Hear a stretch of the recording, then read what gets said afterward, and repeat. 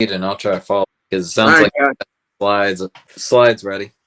Yeah, I'm prepared, man, on slides for sure. So, yeah, hey guys, thanks for tuning in again. We're back at it again. We got Justin Lee Howell, my co-host on all my videos, almost on my YouTube channel, Uplift Past Crossroads, and then I'm Sean Christopher Jenkins. Thanks for tuning in.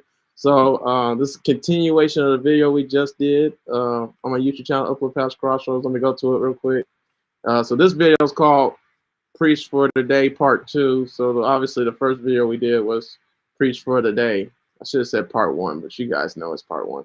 All right, so for this video, we were talking about this book right here. So you guys should totally get it. It's an amazing book. But me and Justin, we're going to break this book down for you guys and really explain just how we were going to apply this, all the case studies and all the suggestions this author gave to our ministries and stuff like that. And she was just talking about how the Bible was formulated, how the Bible came into being. And just from that alone, we can receive new revelations, new insight about God, and just get a new dynamic and new feel for the Bible and how to relate with people and preach the gospel in a way that reaches even more people. So, like, yeah, it's this book right here. All right, so title for today. Well, I already said the title, preach for today. So the church and the preacher must be in the time so they can reach those people in their time. So we're focusing in on chapter 2, adapting to popular culture. And I need to totally get out of this now so I can go to the excerpt because this is a continuation of the last video we did. So I'm going to go back to finish saying what we were saying about the Bible isn't devoid. Go to page 16 of this book that we're doing this video on. The author reads the text of the Hebrew Bible, so the Old Testament, the Pentateuch, anything like that. So Genesis to Deuteronomy, Genesis to First and Second Kings. It's debatable what the Hebrew Bible is or whether anything like that. All right. So the text of the Hebrew Bible did not arise out of nothing. So ex nihilo, like it didn't just come from nothingness. Like, and then also it's not devoid of any influence from the political, social, or cultural interests of ancient Israel or its surrounding cultures. On the contrary, the text of the Old Testament reflect the influences of multiple traditions. Ancient Israel was never a people in isolation, and its literary stylings testify to contact with its neighbors, nestled among powerful empires like Egypt and Assyria, and perched beside the Mediterranean Sea. Israel was well situated for interaction with surrounding civilizations. Justin, I'm gonna play devil's advocate. I'm just not singing this, man. Like, Okay. I saw that. Okay, the Hebrew Bible, right? Oh dang, the Hebrew Bible is not of any influence from political, social, or cultural interests. So that made me think about how people preach in a way that's like focusing on whatever political party they associate with. So they literally, like, if they're Republican, they'll basically say vote for Trump, like every single message they'll say. Or like if they're Democrat, they'll be like, you got to get tested, right? You got to love your neighbor by getting tested, so like, yeah, they kind of they fit in their own agenda somehow. yeah, and honestly, that's basically what the author is saying a little bit, that some of the writers did that, which that goes with what we were saying in the last video. Like, if that's true, which it is, that explains why there's some places in the Bible that contradict the other, right? Like, why does it say this here, but then it contradicts itself here, right? Yeah. And that's what the author was saying in the book, in a lot of books I'm reading in seminary school. Like, it was saying, like, it's not really contradictions, they're innovations. That's one way of looking at it, right? That means, like, it used to be like this, now it's this way. Or, yeah, that's one way of looking at it, but it's also this way. But then also, okay, it could be a political view or a bias or a stereotype, and it could be another one, right? So that's what she was saying. Like, she's saying there's more revelation behind going deeper with the contradictions, right? So yeah, I'll get your thoughts on that. Yeah, that's interesting you say that, because I was reading something about, I think I mentioned this in the previous video. It's interesting that all four of the Gospels, they can tell the same story can be written down like 3 or 4 times in the Gospel by different authors, and they kind of have different accounts of, like, for example, like how Jesus's body was found after, like, after it disappeared from the tomb. If you notice, like some of the details are different, and some people jump on that by saying, "Oh, it's a contradiction." But it's I was reading that that's even more of a testament that it was somebody's testimony than four people collaborating and say, okay, guys, we're going to say this and this and this in order to trick everybody.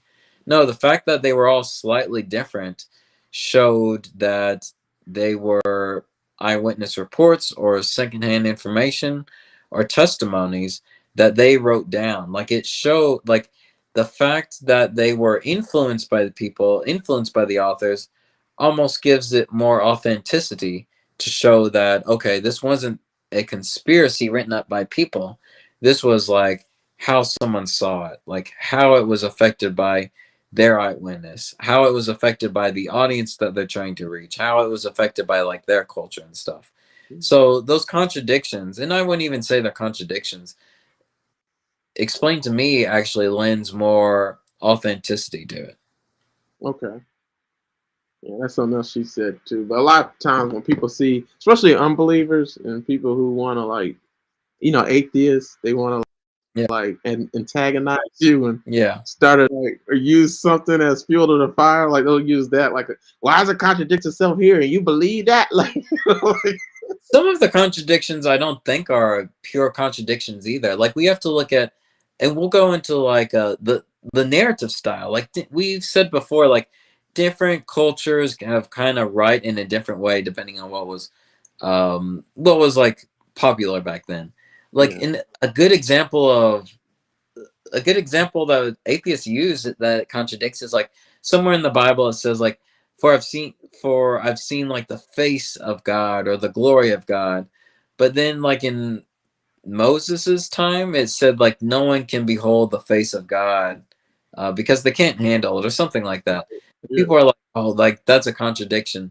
But no, I think the first century was just them being poetic. Like them by them saying the face of God, they mean like the glory of God or like the influence of God. And like nowadays, like we still say, "Oh, I saw," like I feel like I saw God in this. Like they don't really see God in it. They saw His influence. They saw His touch. They saw like His like a little like his effects. hmm So it's like it's more poetic. So you kind of have to understand like what the context is of the culture or the writer and stuff like that. I really don't think the contradictions that atheists like to use are contradictions. I think they're just like you have to understand the writing style. right. Yeah, and that's something else with the contradiction. Like it's just about who wrote it. Like, Yeah. like because there's different views, biases. Because that's another thing too. Like they were talking about how going back with David, the scrolls, the scribes, they didn't care for women like that. Like it was patriarchal. Like they always say the Bible's patriarchal, right? Yeah. Because the people who wrote had a bias in that time period against women, right? That's not even a debate. So like that's why I never included all the people who were David's daughters. I don't even think it really excluded majority of his sons, really. But I mean, name how many daughters he had, because he had more daughters than sons. Yeah. That's what they say, right? And I don't know. I don't know if that's a thing, but like I feel like most people, even with Jacob, that's a good example. With Jacob, we know the 12 tribes of Jacob, right? We know his 12 sons, but he had more daughters than sons. I didn't even know that. I Oh, did not know that at all. that's sad.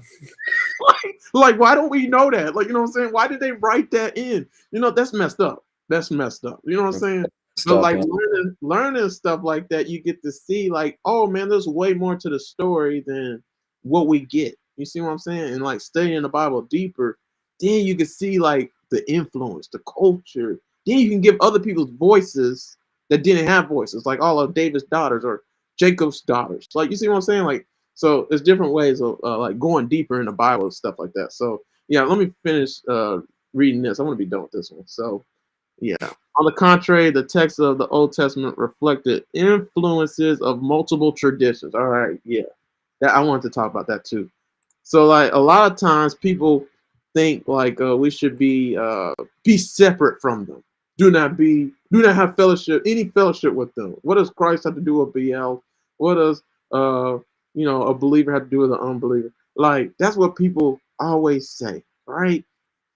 But like to influence people, you have to, what does it take to be influential, Justin? You know what I'm saying? Like, is a person influential if they think they're all high and mighty and better than other people, right? So like, I was gonna actually posted this today, so I'm gonna go to my Facebook page. I want you guys to see this. Justin, you can answer when you're ready, man. But on my Facebook page right here, I just tweeted. I posted this right here. Let me make it bigger so you guys can see it. You can barely see it, but anyways, it says people who look down on other people don't end up being looked up to, right? So people who belittle, who's um, who's condescending. I'm trying to find who's domineering. That's the word I'm looking for. Who's domineering, right? People who are anything like that, nobody will ever listen to anything you have to say.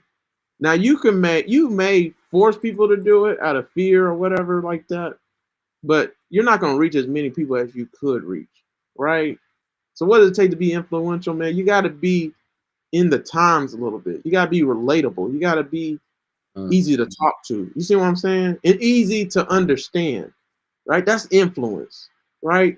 That's like Deion Sanders. Like, who's the most influential person right now? I think it's Deion Sanders, hands down. You know what I'm saying? Just because he's so in the now. Like he's always has been too. It's not like just something that came out of blue. No, he's always been like that. Like, so just I'll let you talk, man. I'm talking a lot. I Man, think so. just having, I didn't say mine because I wanted to see where you're going first. Yeah, I Mm-hmm. think for influential too, you have to be confident in like what you're saying as well. And like that was, I think that goes back to like what Jesus, like Jesus's characteristics, like he just had that authority. But yeah, I think for like yeah, for a lot of like the stories we see in the Bible, we also see like um what they read, they believed with all their heart, like it came from God. They like heard from God. Like they had no doubt in their mind that this was like the word of the Lord. And I think that's what gives a lot of the Old Testament like such power, because like they came, like they were God influenced, or they came from God. And they just told like the story with like that authenticity. Like I think that's why it's so influential, is because like there's no doubt in our mind that this is true. Like it's, of course, like it left it up for the reader to decide if they believed it or not, but they weren't like wishy-washy on that stuff. They didn't like have all these analytical discussions on like why this was right, why this was wrong. Like I think that's what Bible study and small groups are for, so you can discuss those things outside of that context. But the stories lends itself credence because like it's being influenced by that confidence or like an absolute trust in God. Mm-hmm. Yeah. So like influences of multiple traditions. So like yeah, we're a lot of times that's another bad thing too. So like I want you guys to see it while I say it. So you know how they say the church should be doing the influencing, not being influenced by the world, right? So Mm, somebody could look at that. This right here, just this second sentence. On the contrary, the text of the Old Testament reflect the influences of multiple mm, traditions. They could look at that and be like, man, that's a bad thing. Like being influenced by the world, multiple traditions.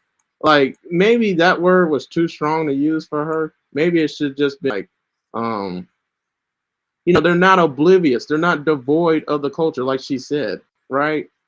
They know what their culture, what their traditions are of the people, and they can reach those people based on those traditions, based on that culture. So that's what she's trying to say, just in case somebody wants to twist that a little bit.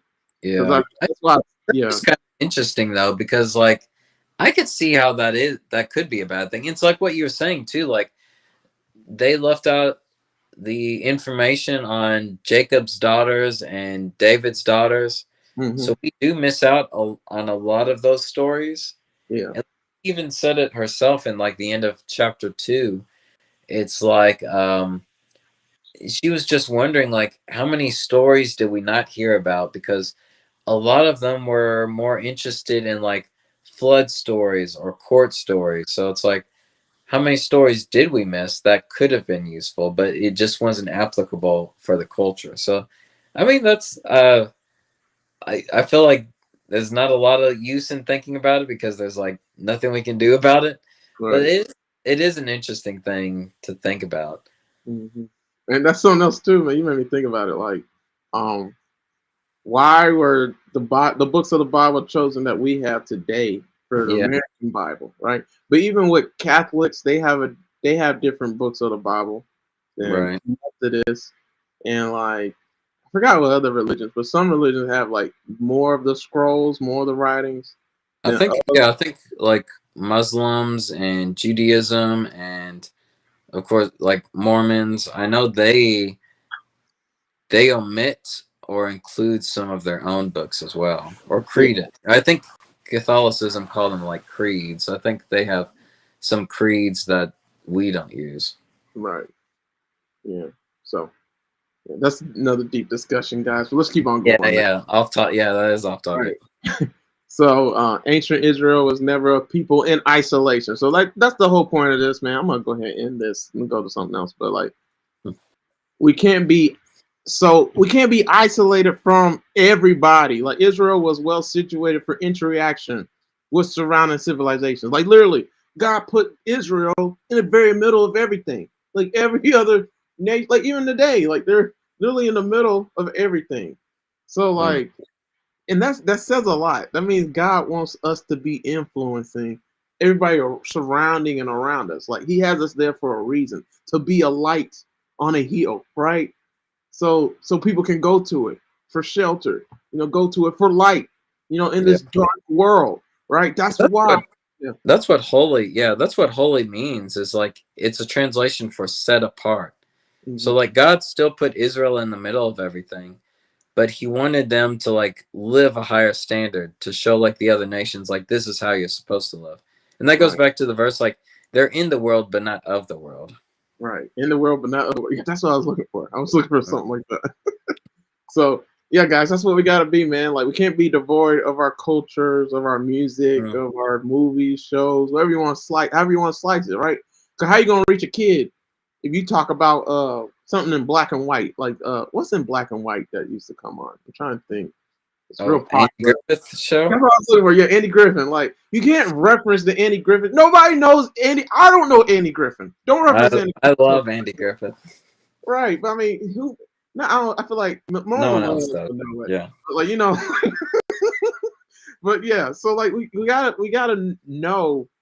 We can't be so devoid of culture. We can't reach people. Right. That's Hmm. what the whole point the Yeah. author is talking about. Like how to preach for today, part two. That's today's video, man. Like this is one way to preach, man. You can't be oblivious to what's going on. You have to know what's going on around you, so that you can know how to interact with the people around you that's surrounding you. Just like Israel had to know what the other cultures and traditions was doing around them, so they know if they should have anything to do with them or not. Because one thing they don't say about Israel, Justin, and man, I'm learning so much, man. Israel is Israelite. Is Israel? Are the Israelites a race? Is it a ethnicity? Is it a people? Or is it a whole diverse group of people that God just chose? Like, you know what I'm saying? Because you look at the Israelites, you got Rahab. Rahab was a Canaanite. Ruth, she was a Moabite, right? And this is the line of Jesus, by the way, guys. Like, like this is just what the line of Jesus, right?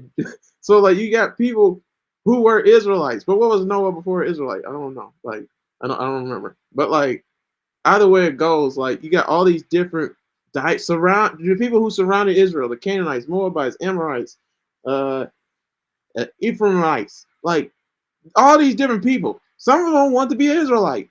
And was God going to deny them that right? No. Like if they want to be a part of Israel and be one of God's people, God will let them in. Right? That's what happened with Rahab. That's what happened with Ruth. It's a lot of other people too. So like, yeah, man, like people don't talk about that at all, Justin. But I mean, that was a side note, Mm. sidebar. It just related a little bit what we were saying. But let me read the next quote. It's on page 16 of the book, The Old Testament for a Complex World by Cameron B.R. Howard. Let me make it bigger so everybody can see it in the huge, big old text, just in case You guys got glasses like me. All right, so don't be out of touch. Around 539 BCE, when Cyrus the Great conquered Jerusalem, the exiles began to return in waves to Judah under Persian rule. The books of Ezra and Nehemiah provide the Bible's primary description of the return. Other exiles remain in Babylon, Egypt, and many other places outside of Judah. So the post-exilic biblical texts reflect experiences of life in Judah under foreign occupation, as well as Jewish life in Diaspora. I don't even know what that means, really, Justin. Yeah, I don't know what that is either. Okay. But basically, like it said, don't be out of touch, right? So the whole point with just this excerpt and why I got it, and Justin, if you got something, you can go ahead and go first. So I can look at my notes. But the whole point why I got that text right here is that Persia. So we know a few people in the Bible that were in Persia during their time period. So Nehemiah's one, Esther's another one, right? And then the Israelites were in Persia when they were in captivity. After Babylonian captivity, well, after it was Assyrian captivity, Babylonian captivity, and then Persia took out the Babylonians. So, yeah, that's when the Israelites were scattered, and some of them were in Persia, and Cyrus let some of them go back to Israel, right? So Cyrus was the king of Persia. So the writers of the Bible, was he Persian? No, I don't think he was Persian, Justin. I think he was I don't Babylonian. think he was. He's Right? Babylonian. Yeah, he let the Israelites go back. By the way, there's people still in Persia when some of the Israelites went back to Jerusalem, like we read in Nehemiah. So the writers of the Bible were not ignorant of their culture, the people of Persia, right? They were not oblivious to their surroundings. So you got Babylonian culture, Assyrian culture, Amorite culture, like it's different cultures that were going on. So like they weren't out of touch with those people, right? So like they had to know what was going on, right? And so yeah, so that's why like when we're preaching the Bible, we got to know like the setting, know what's going on, know the surroundings, know the text, like really know it that way, so that we can understand why something's being said, why somebody acted in the way that they acted, or anything like that, because that's going to lead to more revelation and stuff like that. So, and I think the fact that they were spread out to so many countries as well linked to the fact that the authors knew that they had to reach out to different cultures as well. So like you still, I don't know, I feel like the most interesting part for me on studying the Old Testament is just the fact that there's always like hidden context in their writing that you don't understand, just because like their culture is so far removed from ours. Like it's crazy. Like the context that historians can pull up pales in comparison of all the stuff we've lost over the centuries as well, that we just would will not be able to understand. And as the as Cameron, as the author of the book, kind of says as well, like there are just so many oral traditions that have been lost. Like the main source of communication or traditions of just that have been passed down from ages are lost because like we can't trace them back. But I think like reading Nehemiah, reading about like books of the exiles, you realize that the Old Testament books still apply to them as well, because they were, no matter where they were, like they were still in like very similar situations. So I think that's very impressive that it can speak to so many cultures, but then speak to where they were at now. And I think that translates really well to what we're supposed to do now as well. Like we need to find a way to meet people or meet kids or meet a new generation where they're at. right. Like no kid will want to like just listen to a bunch of rules about what they're supposed to do without coming to the choice that they need Jesus. So I think just as like the Old Testament tries to reach different cultures, we do need to find a way of like, how do we meet people in the middle, or how do we meet their needs, not how do they meet our needs. Like we've got Jesus, we're set. But other people, like I don't know, they still got a big journey on them. They're the ones who need our help. Right. Yeah, you made me think about something, man. I kind of forgot a little bit, but not really. But I was gonna say I'm not gonna go in it. I'm not gonna talk about for this video, but the book talked about low literacy rates and how Hmm. people in that time period, right, when the Bible was being formulated and stuff like that.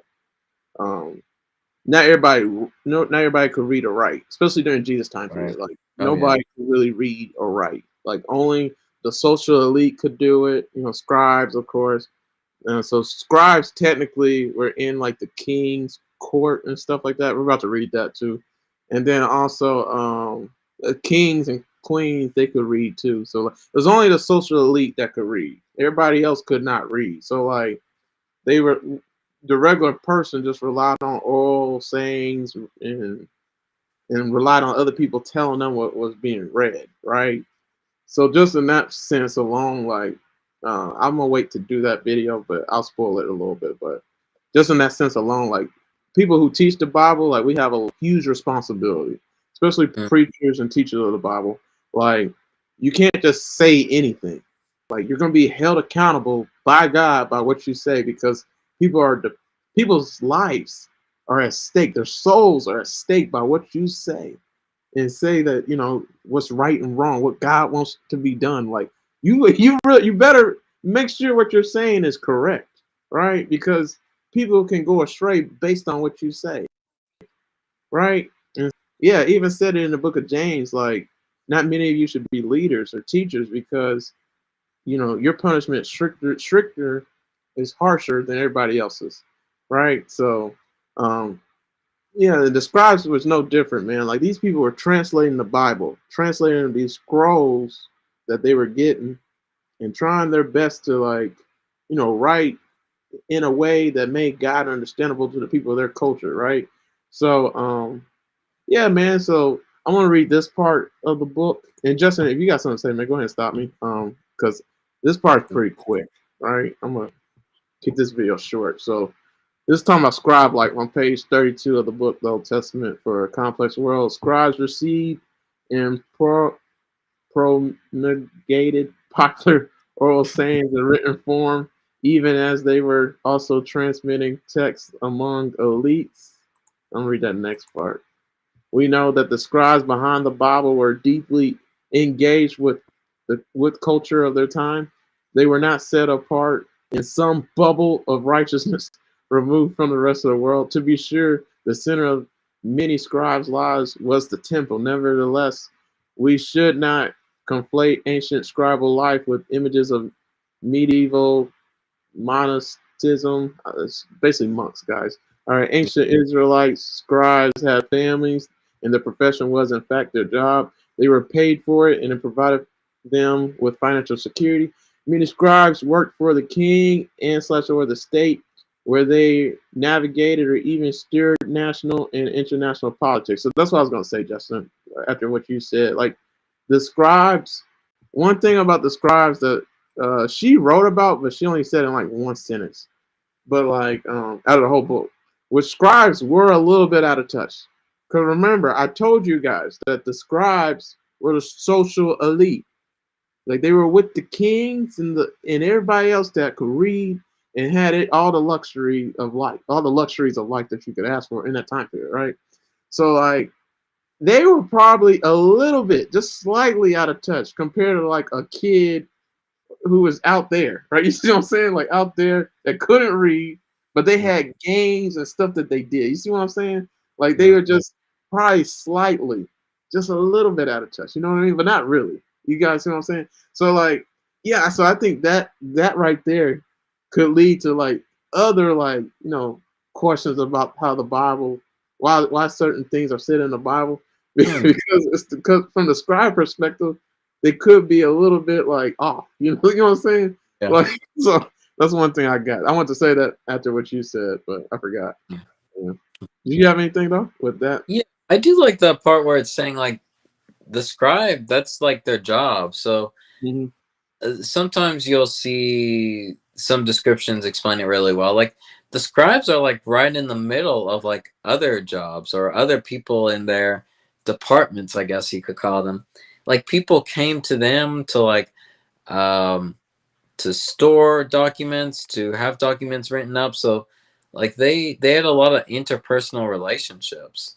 And as the book says, like they probably shared what they wrote or that information to people within their circle.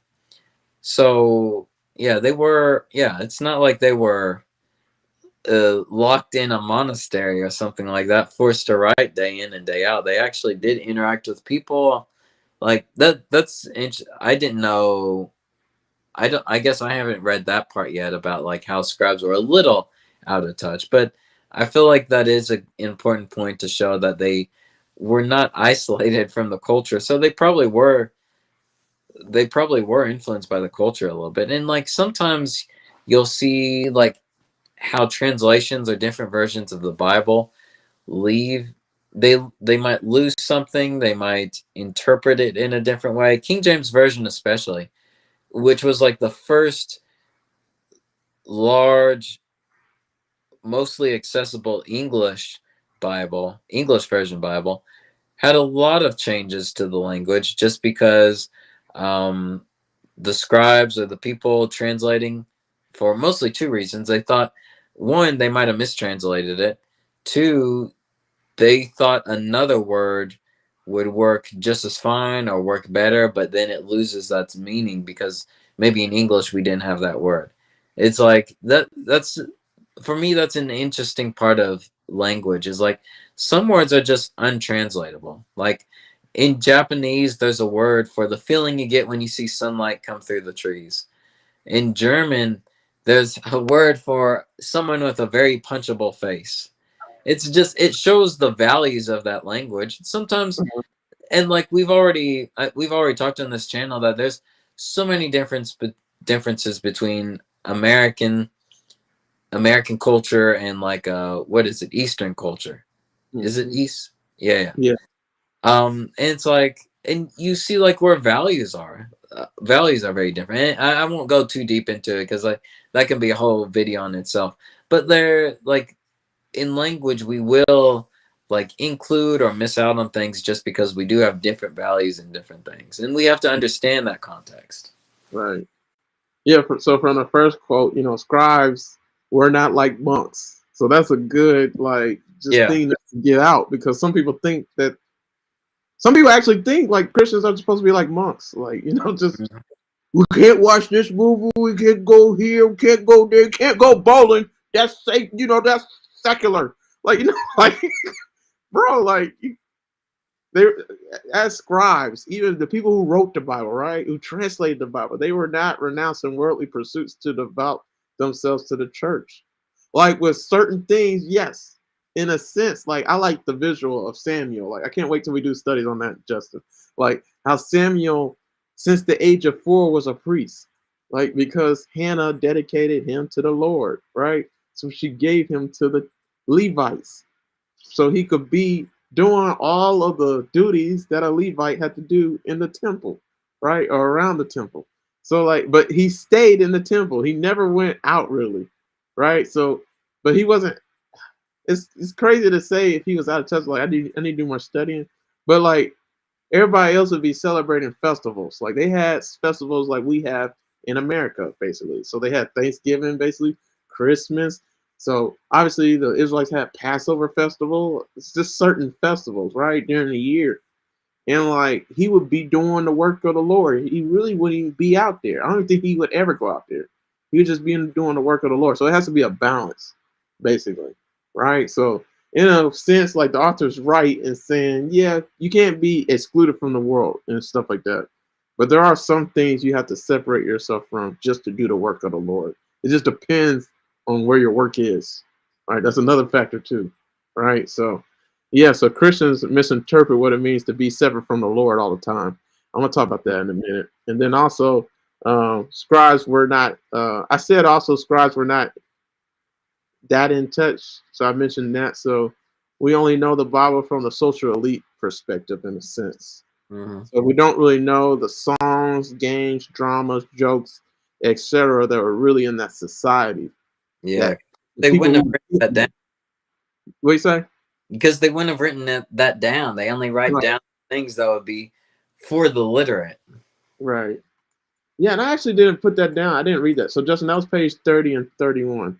I'll Oh, text it to you. Yeah, so that's where that is. Yeah, and there's something else too. We already said scribes were not closed off from the rest of the world, so we can't be closed off from the rest of the world either. And even if they were, like, I mean, come on, guys, like you're gonna miss out on reaching people if you're too out of touch. I think Right. we can all agree with that, right? That's the reason Jesus came was so he could be in the world, like Right. connect better. Wow. Yeah. Why did Jesus come, man? Like, that's a lot of reasons, man. So he could like be closer to us, man. Like, actually interact with us. Like, it's a lot of Yeah. reasons. But yeah. Oh, Justin, man. Oh, that I'm gonna wait, but like we gotta hit that point again. I gotta. There's actually a video I was gonna do, but Okay. like it's just talking about how God's an intimate God. Like Oh yeah. literally, Jesus came down to be with us. Like That would that's be how a good intimate God is. that would be a good video because I really think that's where Christianity is set apart from other religions. But yeah, that's a whole another topic. Right. I should text you that too, so I don't forget. Let me go ahead and intimate. You had anything else? Yeah, I'll add some stuff while you're typing. Yeah, I do think like that's I don't know, like it does make me like think a lot though as well. It's like what was the like how did the scribes might have interact with other people during that time? And I think like I don't know, like but anyway, applicability for now. I do think like we do have to realize like I'll start out with this. The Bible does tell us that um we do need to think hard about like why we believe in things. Like I will say up front, like we won't have all the answers, and don't pretend to have all the answers because people can tell when you're faking it. But the Bible does. I think it's Paul probably. Um, he he wrote like 90% of the New Testament or something. But he was saying like we do need to think on like why we believe in something so we can be prepared with an answer. And I think that's very important when we are trying to connect with other people because like if we're just like spouting off like the Old Testament or verses, like people won't connect with that. But if we have thought about like our choice on the matter, like we've said before, like free will is like the greatest gift that God can give us because like we're not robots, we're not automatons. Like we're able, He has given us the freedom to make that choice and the freedom to go on that journey. And the fact that Sean and I and other people have gone in that journey should make our answers more authentic. It should make like why we believe in something more real to somebody. And for some people, that's the most Jesus or the most Bible that they'll see. Like they won't get it from the Bible. They might get it from stories. They might get it from you and me. They might get it from relationships. So I feel like that's very important for us to think about and prepare answers for when people want to know like why we follow something. Because I think that's I think that's like the most authentic way for someone to connect to the Bible. Right. Yeah, I'm gonna move on to the next thing, but that's pretty much the question. I gotta find my book so I can ask the question in the exact way that I want to ask about an intimate God. But Mhm. yeah, I'm gonna read these texts and then we're gonna close off the video. Talking about scribe life. So the author of this book, you know, the Old Testament for a Complex World, how the Bible's dynamic testimony points to a new life for the church by Cameron B.R. Howard. Yeah, so she was talking about scribe life, and basically she was just saying how the scribes wrote the Bible or just how their lives were. Like we can receive a revelation from God, like just of how we should go about our lives and stuff like that. So like a lot of times people just limit the Bible to the Bible, like, but it's way deeper than that. Like we can receive and glean even more insight about God based on just going deeper with everything, right? So on page 55, the author wrote this about scribe life. She says, "What are the foundational stories of your community? Who tells them? And how are they being told? The formation of the biblical flood story and the court stories remind us all that we do not form faith communities in a vacuum, devoid of any interaction with the world around us." I'm Mm. going to read the next one. And then she said on the same page, on the contrary, Our worship practices, religious spaces, and social influence, membership and mission, all parts of doing church are affected by or are in conversation with the many overlapping cultures that we participate in and that surround us. These may include regional, national, ethnic, and economic cultures, as well as popular culture that are often crosses over those other categories. So yeah, so scribes weren't separate. Like, yeah, you may be, God may say separate, right? Like, if we go there, right? Take this discussion there. But like at the end of the day, you were born in a certain culture. You were born a certain race. You or go to a certain church, with the denomination or whatever. Like you're around certain people. So no matter what, like your culture makes you. Your culture defines you, right? You're not limited by your culture and by your surroundings or anything like that, but like you're a product of every experience and everybody that's around you, right? So um yeah, so like the way we do church is affected by that alone, right? That's what the author is saying. Like, so what she was saying with the scribe life, man, is like, let me read it again. Justin, you can say something too if you want, if you got something to say. But yeah, we do not form faith communities in a vacuum, right? Mm. It can't. It has to touch and relate with everybody that's surrounding us, all of our experiences. Like, and that's another thing too. Like a lot of times we go through stuff. Why do we go through stuff? We go through stuff so we can reach people who are going through the same thing, right? Mm. It kind of relates with. I did a video not too long ago on my YouTube channel talking about that scripture verse. Comfort others in a way that God comforts you. Mm. And this is what that's talking about. Like, through your experiences, and the reason why you go through certain things is so you can comfort people who go through the same exact thing, right? You can give them hope when they're going through the same exact thing that God has already brought you over through, right? So the whole point is when you form faith communities, you got to make sure in those faith communities you're not devoid of everything that's going around in your community, everything that's going around in other people's lives. Like, it's all happening for a reason. So like the questions were that she asked, what are the foundational stories of your community? Who tells them and how are they being told? She asked those two questions because even with scribes, they excluded some of the women. Like, they didn't write about all the women in the Bible who should have been wrote about. And they didn't, nowhere near. They didn't give those women voices. So that's missing out on those voices and those stories being told. Like, what are the foundational stories of your community? That's different. Nobody has like the same foundational story, right? So you have to figure out what those stories are, right? So you can reach those people in your community so that they can be a part of your faith community. You see what I'm saying? Like, there's a lot of ways of looking at this. Like, Mm. Justin, you got anything for these two? Yeah, like I always enjoyed the stories in Corinthians because like the background of the church in Corinth is kind of crazy because isn't it like um wasn't it like a fortune teller and like some other like odd job misfits? It's like people that were from that day's culture and a bunch of business people that somehow Paul just like pulled together and formed a church in Corinth. And Mhm. it's like I don't know, it's just insane to me. And like it's because of those it's because of that group of people that Paul needed to devise a certain lesson plan for their situation, just for them, that is still somehow able to be applicable towards us, which I don't know, like I find that amazing because he never would have written those lessons if it wasn't for that misfit community of followers in Corinth.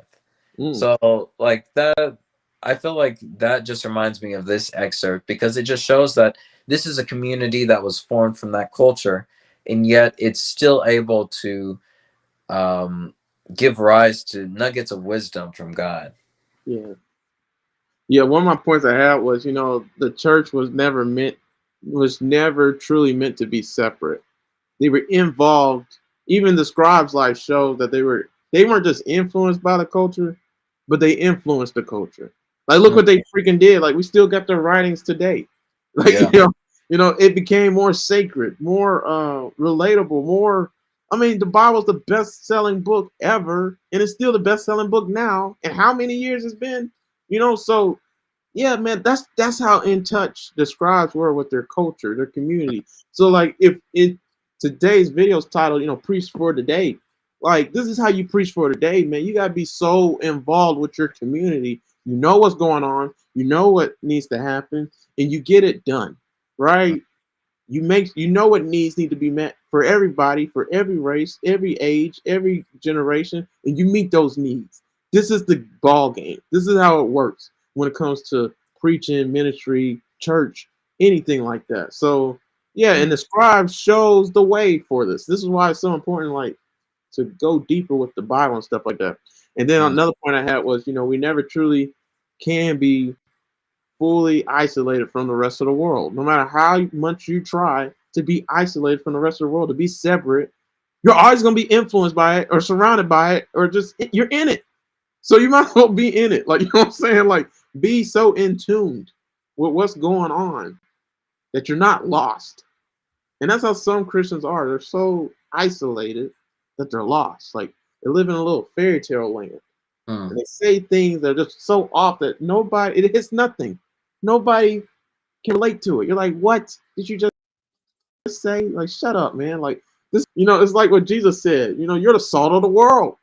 You flavor. Salt has flavor. But you know, some of you guys, like he said, some of you guys are only good to be trampled on because you lost your flavor. You have none. This is how you have no flavor, right? If you're isolated from the rest of the world, you don't know what's going on, and you don't know how to talk to different age groups, different ethnicities. You can't talk to, I mean, that's a hard thing to say, but you can't talk and interact with a white person like you do a black person. Like, for example, Justin, Mm. I meant to tell you, I'm sorry for saying the N word on the last few videos, man. I got too comfortable with you. You see what I'm saying? Like, I Yeah, I got know. way too Yeah, comfortable. I thought you were just getting really into it. No, I got comfortable with you. Like before all this, like all the videos we've done together, I would never do it. I would never even come close. But Mm. now, like we're so, you know, close, so we do videos all the time. I'm too comfortable, right? So, like, but yeah, I want to do that with everybody. You know what I'm saying? Like, so that's my whole point. Like, you know, That's a good example. It depends on your audience. Like with right, yeah, with me, like you wouldn't care, but yeah, you're right, say that to a random person on the street. right. Yeah, the number of my points with those texts was, you know, we cannot preach the gospel separate or distancing it from our world communities and lives. Like the gospel, the Bible was meant to be included with our world today. And some Mm. people, even atheists and unbelievers, they try to separate it. But even believers try to separate it. Like the Bible is here and then life is here. Like, no, it's not. They go together, Mm. right? Like, you can't Yeah. separate the two. The Bible is life. Mm. Life is the Bible. Like, you know what I'm saying? It's all unfolding before your eyes. So yeah, so this is how you make the Bible relevant. You bring the Bible where it belongs in people's lives, in people's communities, in your lives, in your communities, and you make sure that you don't separate it, right? Stop trying to divide what's not meant to be divided. You know what I'm saying? So Mm. yeah, that's what I get from the scribes part. And then this is the con when you try to separate God's word or separate, you know, believers from the community. Like you can't separate believers from the community. You're in it, right? What sense that make? I'm not gonna have anything to do with them because I'm of this church and I can't like what like I'm talking about like a neighborhood or something. I'm not talking about like in general, but I'm gonna read this real quick. Like this excerpt from the book. I title it "Cons of Not Being with the Times." Cons of not knowing your surroundings, not knowing your community, your people around you. Like this is how you preach for today. This is not how you preach for today, right? So church two is its own kind of culture with variations according to denomination size, liturgical styles, etc. By tuning into the ways our faith communities navigate complex culture matrices, we may also become aware of the ways we have neglected vital aspects of our own identities or have neglected to translate our core commitments in ways our broader communities can understand and to which they can relate. Just I'm gonna let you take over, man, Mm. if you want. Let me see. Let me reread that real fast. Yeah, go ahead. All right, so I highlighted the most important part. So like the first part is talking about churches are coming all different sizes and shapes. Like they do stuff differently. They worship differently, praise differently, talk differently, different lingo's. Can't say amen in every single church. You can't stay quiet in every single church, right? So by tuning into the ways our faith communities navigate complex culture matrices, because you have to navigate. There's no one set way to interact with every single community. I think that's why Mormons stopped going door to door trying to reach people because they figured out like that stuff's dead now. You don't do that no more. Yeah. Especially if you don't know me personally. That's another thing. Like, get to know your community. If you're talking to millennials and people younger than us, we don't want to talk to you if you ain't done nothing for us. If you don't show that you care and show any love for us, like, don't tell me. I get offended when somebody tell me about Jesus. Like, bro, I'm trying to preach. Like, if you would have talked to me for a second, you would have known. Like, just assume because I'm black. Like, that's what some people do. Assume because I'm black, I'm not saved or something. I don't know. But by tuning into the ways our faith communities navigate complex culture matrices, we may also become aware. We can only become aware when we tune in to our communities, to our culture, to the complex culture matrices, right? So by tuning into those ways, we become aware of the ways we have neglected vital aspects of our own identities or have neglected to translate our core commitments in ways our broader communities can understand and to which they can relate. See, a lot of times churches are dying off. I don't think that's a debate. Like church ain't the cool thing to do no more. It used to be. Like this is the most, I want to say, satanic culture ever. Right? We're coming close to Sodom and Gomorrah times almost. Like so like it's like that because we don't know our own identities as a church people. We don't understand who we are. And because we don't understand who we are, we can't articulate and make it understandable to the communities that are around us, to the broader community. Mm. And we have neglected, and because we don't know who we are, who that means we don't know whose we are, because we don't know who we're serving, right? Because we don't know why we're doing it for. And even when you do, you're out of touch with him because you're out of touch with your neighbor because you're not Mm. really loving your neighbor. So how you gonna love God if you don't love your neighbor? Yeah. Right? So because you're out of touch with your neighbor, you're gonna be out of touch with him. So you aren't gonna know who you really are. So you neglected to translate our core commitments. You're not gonna know your core commitments. So that's what I'm trying to say. Everybody's lost right now. Like when it comes to evangelism, churches, everything. So this is why we're not in the times because we're not in our communities to like figure out how can we navigate in the Mm. community? Where do we fit in? And it really starts with you, like you know what I'm saying, like do you really care to know, do you really care to love, do you really want to reach other people in the community? So just I'll let you go, man. This part Yeah. is good, man. I think a lot of times when we just regurgitate things that we hear, especially from the church or what we hear from our parents, we haven't internalized it for ourselves. And for that reason, we don't understand why we believe in something that we do. Mm, So if we don't understand it in ourselves, how can we expect other people to accept or understand it for themselves as well? Like, we're basically, I don't know, we're just like the protesters outside of fast food restaurants yelling like meat is murder, and it's like we're expecting other people to follow our roles without really telling them like why we believe in them or why it's a bad thing. We're just like yelling at people off the streets. And like as Sean was saying, like a lot of Christians are realizing that is not, they've quit doing that because they realize that's not actually a good way to go about it, or it's like no one's going to listen to that. right. But if we do think hard about like why do we feel this way or why do we believe in this, that will help us understand like what another person needs. And that's the most important thing, is like how do we meet people's needs, whether it's emotionally or spiritually. So when we're able to make that connection, we're able to start a dialogue, able to start that conversation, we're able to make that connection that doesn't necessarily make the other person believe, but at least helps them understand where you're coming from. And I think that's a big part of like for them to like start to internalize it or start to go on their own journey to accept that for themselves, because again, it's like something you have to accept for yourself. All right.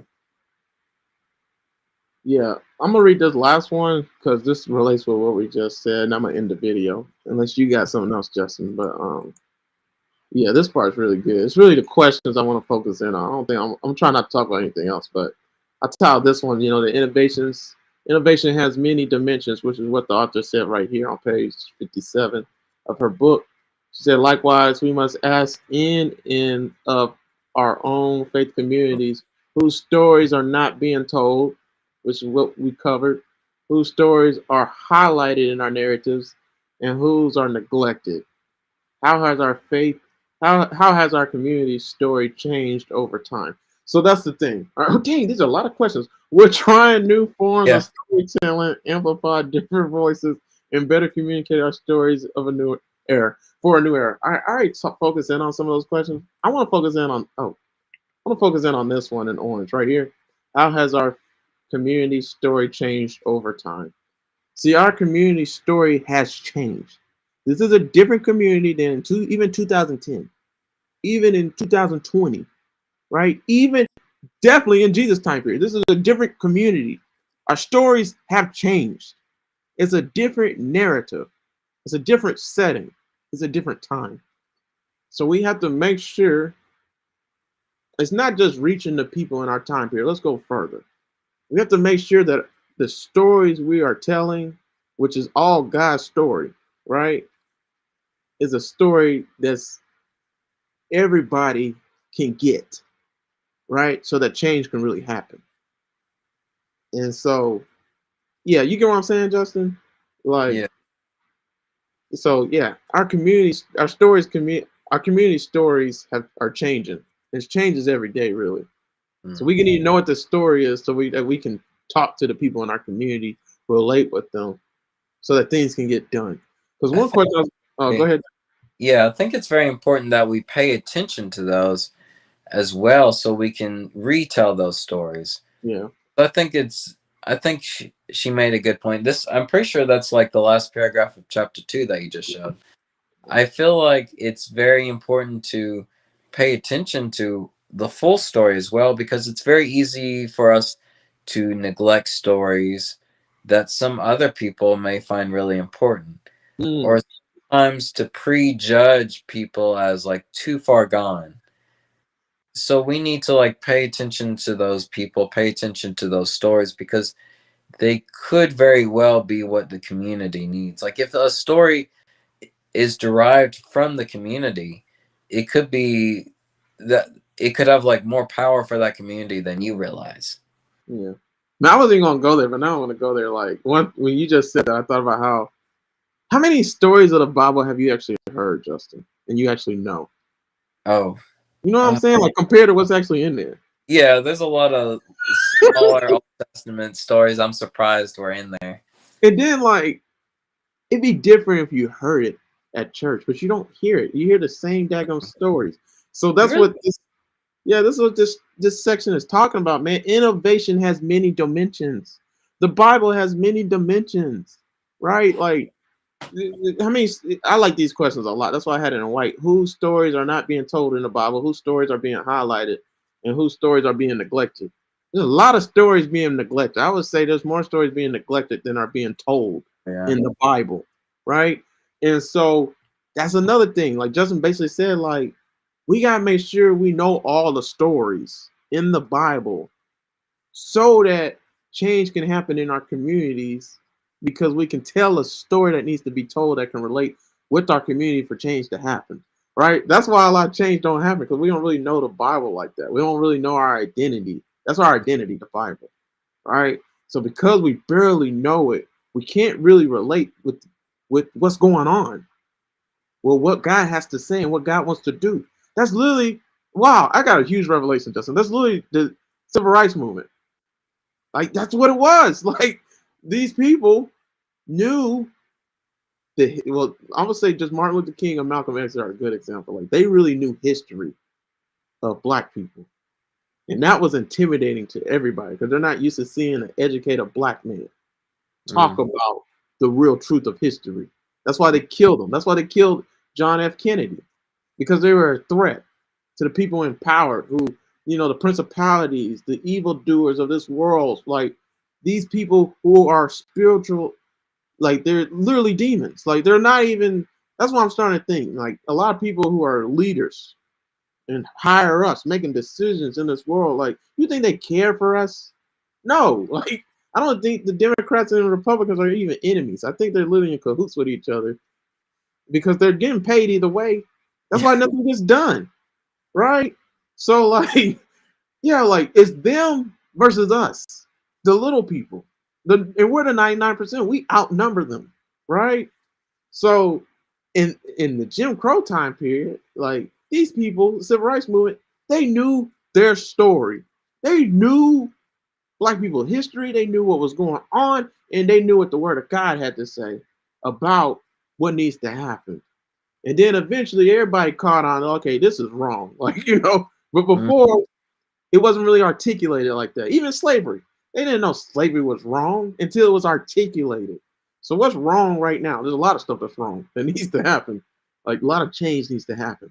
But it's only going to happen when all of us come together and can relate that message and know our identity, our history, our stories, so we can articulate it, for Mm. change to happen, right? Because innovation has many dimensions. Like if we won't change, right, you gotta innovate.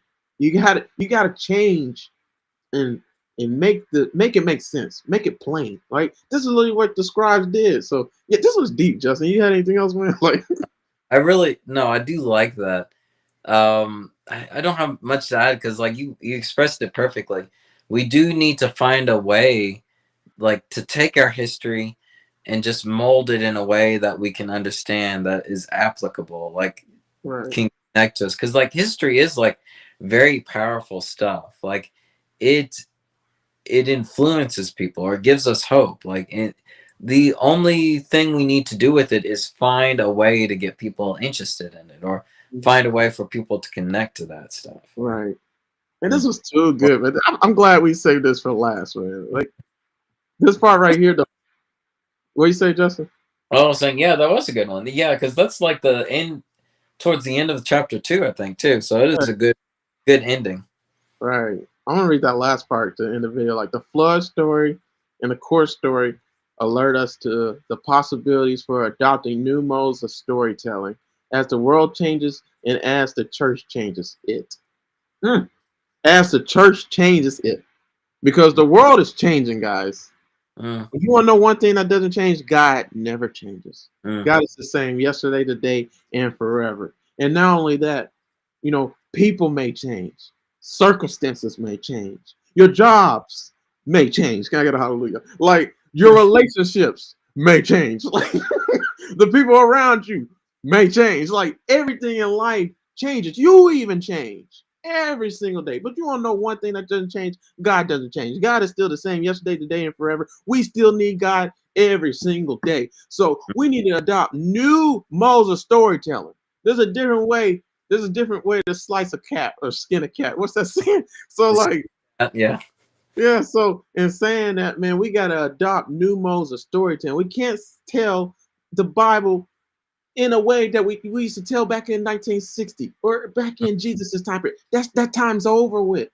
Mm, We gotta preach the word for today. There's new modes of storytelling that needs to be told, and are we telling it? That's a heck to the no. There's a there's text in the Bible that talks about basically transgenders and what does God have to say about transgenderism, or is it ism? What you guys gonna say? What does God have to say about artificial intelligence? What does God have to say about the mark of the beast when that comes? We're in the end time. So what does God have to say about all these things? We gotta make sure as a church community, we're not changing our message.